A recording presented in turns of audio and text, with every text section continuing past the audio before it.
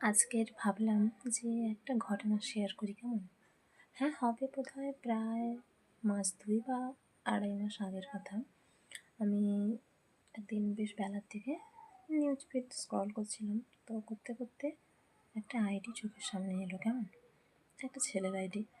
তো কি জানি কী মনে হলো, আমি সাধারণত অচেনা অজানা কারোর আইডি স্ক্রল করি না, ইচ্ছেও জাগে না কখনো। তো সেই আইডিটা একটু ইচ্ছে করছিলো যে ঘুরে দেখি। যাই হোক, তো আইডিটা খুললাম, খুলে দেখলাম বিভিন্ন যা যা পোস্ট আছে, সেটা কোনো লেখা হোক, ছবি হোক, ভিডিও হোক, ছবিগুলো দেখলাম। সমস্তটা দেখার পরে ওই যে কিছু মানুষ থাকে না, যাদেরকে দেখবে মানে দেখলে এক ঝটকায় তোমার ভালো লাগতে পারে, সেরকমটা মনে হলো। অতটা পাত্তা দিলাম না। তারপর প্রায় মাসখানেক কেটে গেছে। তারপরে একদিন দেখলাম আবার তার একটা পোস্ট আমার সামনে এসছে।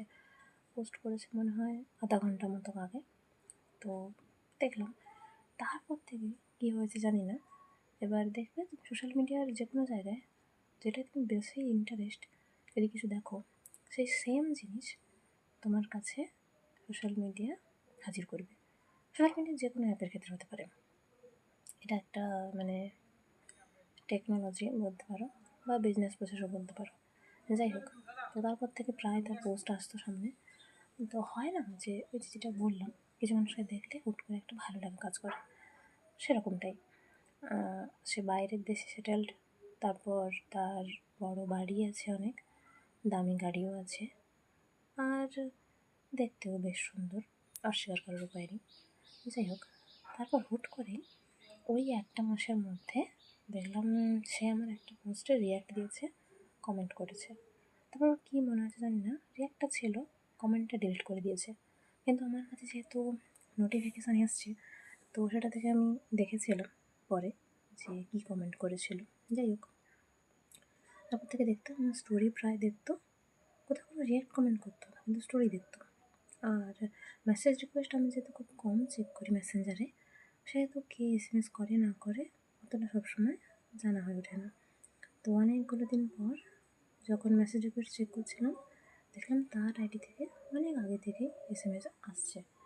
তো সেদিনও এসছে সকালবেলা, আমি দেখেছি সম্ভবত বিকেলে।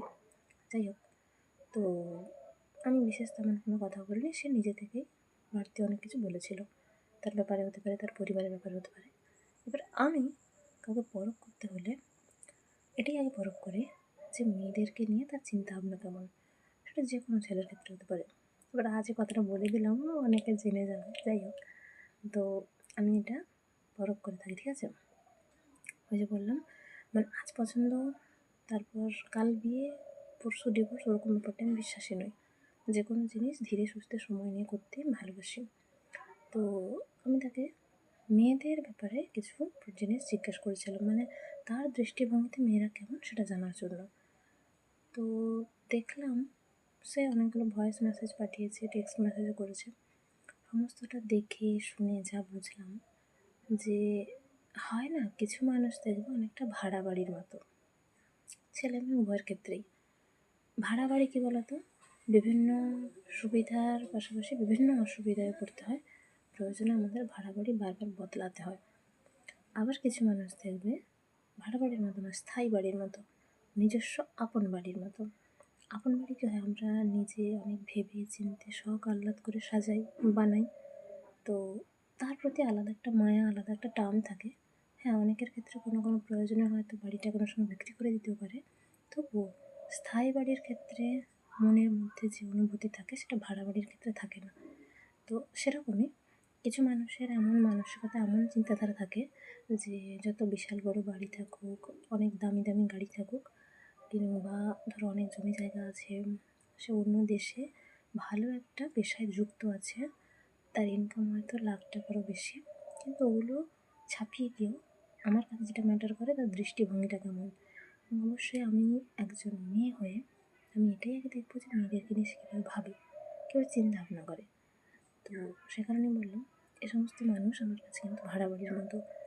একটু আধটু পছন্দ হতে পারে, বা একটু একটু ভালো লাগতে পারে, পছন্দ ঠিক নয়, কিন্তু স্থায়ী এটা কখনো না। মেয়েদের ক্ষেত্রেও সেম। আমি ছেলেদের উদাহরণ দিলাম, কোনো মেয়েদের ক্ষেত্রে এটা হতে পারে।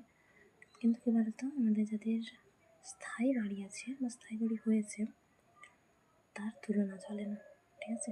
যে সমস্ত মানুষ আমাদের কাছে স্থায়ী বাড়ির মতো একটা আরামদায়ক জায়গার মতো হয়ে থাকে, তো তার তুলনা কিংবা তার জায়গায় অন্য কাউকে বসানো যায় না। ভাড়া বাড়িতে অনেক সমস্যা, অনেক সুযোগ সুবিধা টুকটাক থাকলে অনেক সমস্যা থাকে।